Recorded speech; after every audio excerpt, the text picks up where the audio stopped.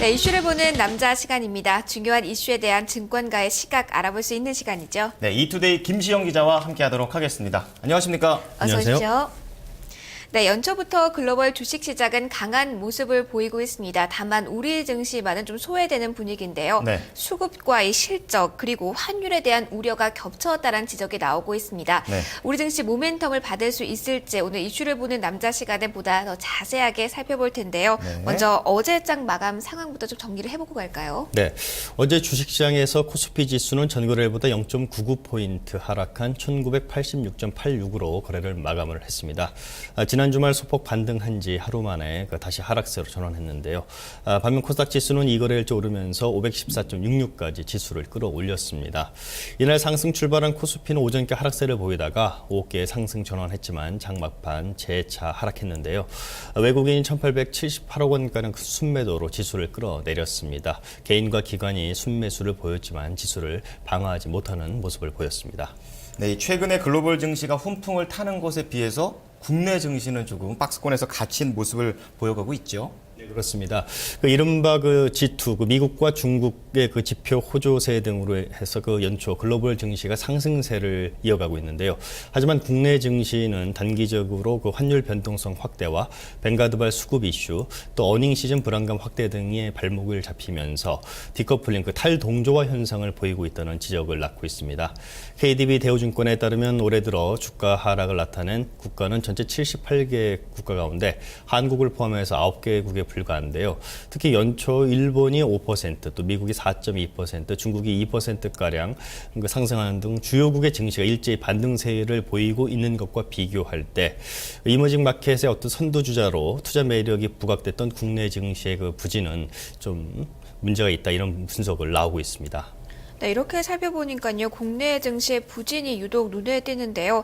이렇게 글로벌 증시의 흐름과 이렇게 반대되는 디커플링 현상, 언제까지 이어질지가 시장의 가장 큰 관심사일 것 같아요. 어떻게 전망 나오고 있나요? 네, 말씀대로 글로벌 증시의 흐름에 반하는 디커플링이 언제까지 진행될지가 시장의 관심이 어느 때보다 많이 쏠리고 있는데요.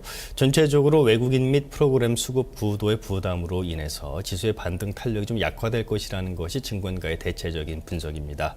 여전히 환율과 수급, 실적이라는 삼중고가 증시를 누리고 있다는 것인데요. 다만 1900대 중반에서는 지지력이 강화될 것으로 이렇게 전문가들은 보고 있습니다. 이에 따라서 여의도 증권가에서는 코스피 지수 1900선을 중반에서 하방 경직성이 확보될 것으로 이렇게 판단하고 저가 매수 기조를 유지해야 한다라고 이렇게 권고를 하고 있습니다. 네, 그럼 다음 좀 넘어가 보도록 하겠습니다. 이제 삼성전자가 실적을 발표하면서 본격적인 실적 시즌에 돌입을 했는데요. 이번 주에는 어떤 기업들의 실적 발표가 예상이 되어 있죠? 네, 증권가에 따르면 지난해 4분기 어닝 시즌이 이번 주부터 좀 본격화하는 모습인데요. 최근 원달러 환율의 하락과 또 뱅가드 펀드의 벤치마크 변경에 따른 수급 이슈 등으로 코스피가 주춤한 가운데 기업들의 실적 발표가 증시에 어떤 영향을 미칠지 주목이 되고 있습니다. 오늘 LG 생활건강이 실적을 발표를 하고요. 또 LG 디스플레이와 현대차가 24일, 기아차는 25일 각각 실적을 발표합니다. 또 호텔신라, 삼성카드, LS산전 등도 이날 실적을 같이 발표를 하는데요. 전체적으로 기업 실적 둔화에 대한 우려감이 커지면서 애널리스트들이 추정하는 4분기 실적 예상치도 하락 추세가 지속이 되고 있습니다. IBK 투자증권에 따르면 국내 기업들의 이익 수정 비율은 27.85%를 기록 중인데요. 이는 실적 하향 조정 기업들이 많다는 의미입니다. 이에 따라서 4분기 실적 시즌에 대한 전망은 그리 밝지 않다는 분석이 증권가에서 제기가 되고 있습니다. 네, 4분기 실적 전망이 이렇게 어렵다면 모멘텀을 받지 못하고 당분간 주식시장은 박스권에서 등락을 이어갈 것으로 이야기가 나오고 있는 건가요? 네, 여전히 증시를 누르고 있는 악재가 지속되고 있어서 당분간 코스피 지수는 박스권 등락을 이어갈 것이라는 전망이 많이 나오고 있습니다. 뱅가드발 이슈로 인해서 외국인과 프로그램 수급 교란 요인도 여전히 상존하고 있기 때문에 당분간 코스피는 2000선 안착이 좀 어려워 보인다는 분석이 많은데요. 외국인 자금 이탈의 초기 국면이 현재는 단기 박스권을 염두에 둔 대응이 필요하다는 지적이 설득력을 얻고 있습니다. 전문가들은 환율 이슈에서 좀 비교적 자유로운 업종을 중심으로 한 투자 전략 수립이 필요하다, 이렇게 조언을 하고 있습니다. 네, 이 당분간 박스권 등락을 이어갈 것이다 이렇게 얘기를 해주셨는데 그렇다면은 앞으로 투자 전략을 여의도에서는 어떻게 조언하고 있습니까? 네, 증시 전문가들은 여전히 수출주보다는 그 금융, 보험, 은행 등의 그 내수주 중심의 대응이 유리할 것으로 이렇게 전망을 하고 있습니다.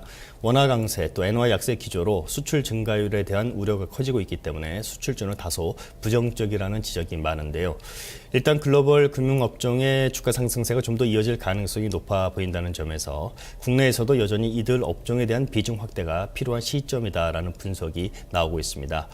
매크로 측면에서 그동안 이어진 금리 인하 사이클에 제동이 걸리고 금리 상승 기조로 전환 가능성이 제기되며 은행과 보험업종에 대한 중장기적인 밸류에이션 정상화 기대감을 높이고 있다는 것인데요. 실제 국내 주식시장에서도 은행과 보험, 증권 등 금융업종의 주가 상승이 좀 눈에 띈다 이런 분석이 나오고 있습니다. 수출주의 경우도 단기 조정 시 저가 매수의 기회가 될 수 있다는 분석도 좀 나오고 있는데요. 글로벌 경기 회복 시 빠르게 실적에 반영이 되면서 재가치를 나타낼 수 있을 것으로 이렇게 관측이 되기 때문입니다. 전문가들은 올 1분기 순이익 그 전망도 긍정적인 그 반도체 및 반도체 장비, 통신 서비스, 조선과 건설주를 유망 업종 종목으로 이렇게 제시를 하고 있습니다.